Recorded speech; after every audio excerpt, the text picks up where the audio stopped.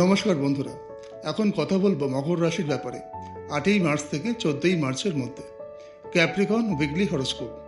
এই সপ্তাহটি মকর রাশির জাতক জাতিকাদের জন্য বেশ তাৎপর্যপূর্ণ। বিশেষ করে ভেনাস ও স্যাটার্নের যুগ্ম প্রভাব আপনার ব্যক্তিগত সম্পর্ক, কর্মজীবন এবং আর্থিক সিদ্ধান্তে গুরুত্বপূর্ণ ভূমিকা রাখবে।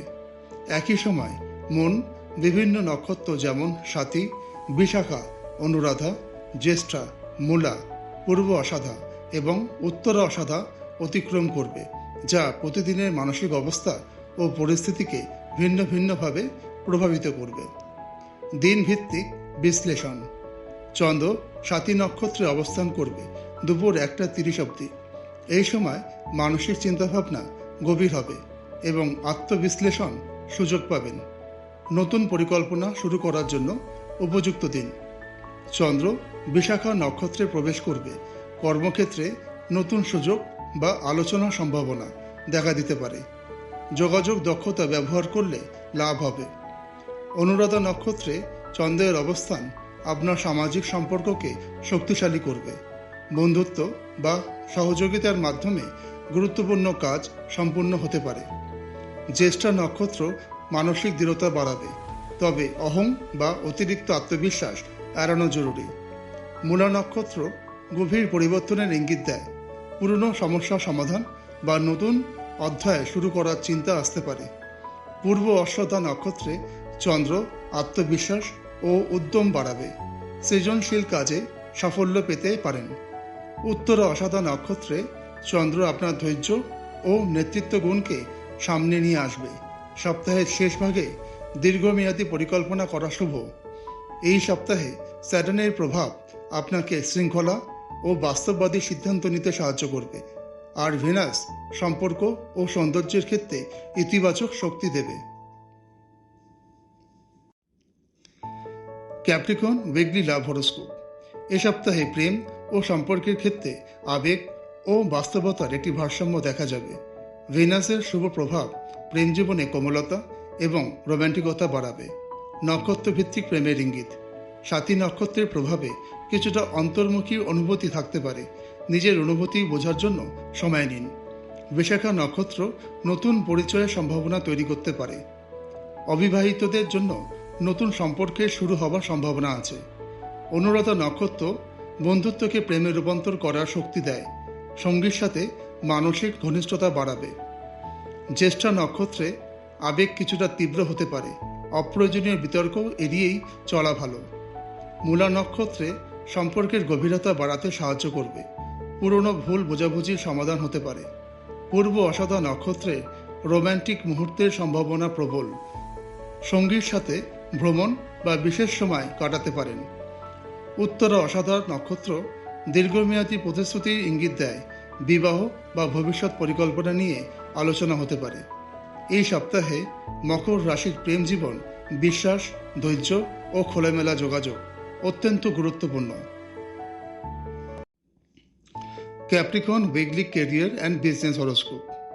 কর্মক্ষেত্রে এই সপ্তাহে ধীরে ধীরে উন্নতির ইঙ্গিত রয়েছে। বিশেষ করে স্যাটার্নের শাসন মকর রাশিকে অধ্যবসায় ও ধৈর্যের মাধ্যমে সাফল্যের দিকে নিয়ে যাবে। কর্মজীবনের নক্ষত্র ভিত্তিক বিশ্লেষণ। স্বাতী নক্ষত্রে পরিকল্পনা ও গবেষণার জন্য চমৎকার দিন। নতুন প্রজেক্টের প্রেক্ষাপট তৈরি করতে পারেন।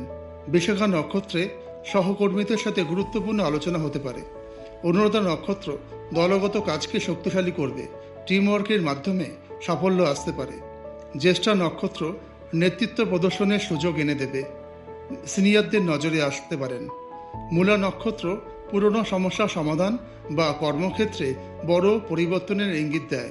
পূর্ব অষাঢ়া নক্ষত্রে নতুন ব্যবসায়িক ধারণা লাভজনক হতে পারে। উত্তরা অষাঢ়া নক্ষত্র দীর্ঘমেয়াদী লক্ষ্য স্থির করার জন্য অনুকূল।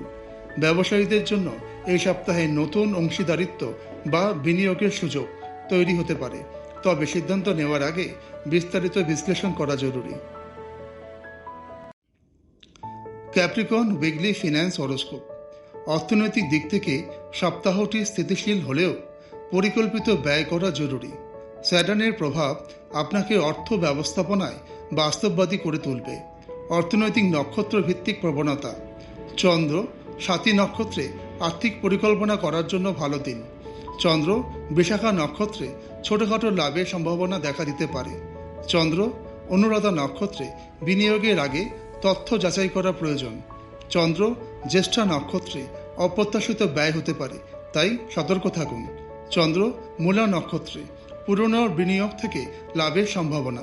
চন্দ্র পূর্ব অষাঢ়া নক্ষত্রে নতুন আর্থিক সুযোগ বা ব্যবসায়িক প্রস্তাব আসতে পারে। চন্দ্র উত্তরা অষাঢ়া নক্ষত্রে দীর্ঘমেয়াদী সঞ্চয় পরিকল্পনা শুরু করার জন্য শুভ সময়। এই সপ্তাহে মকর রাশির জন্য মূল মন্ত্র হবে সঞ্চয় ও পরিকল্পনা। অপ্রয়োজনীয় খরচ এড়িয়ে চললে ভবিষ্যতের আর্থিক নিরাপত্তা বাড়বে।